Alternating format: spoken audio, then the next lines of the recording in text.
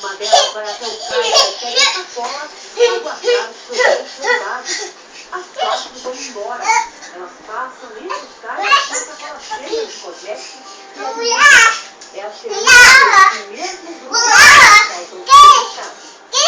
O incêndio destruiu uma fábrica de peças em Contagem, Minas Gerais. Pelo menos 20 pessoas ficaram intoxicadas por fumaça.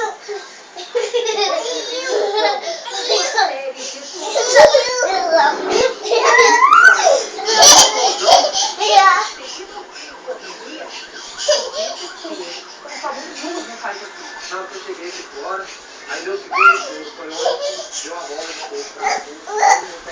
O fogo começou depois do vazamento dos cilindros de gás que abastecem as máquinas da fábrica de peças passadas.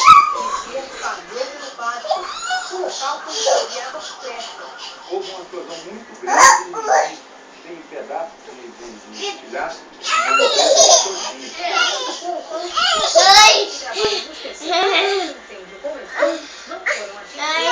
o rapaz não sei qual foi coisa dele, ele estava subindo a rampa, um bate, ele até caiu. 5 horas depois do início do incêndio, os bombeiros ainda trabalham por aqui, mais para conter as chamas e para refrescar um pouco esse território.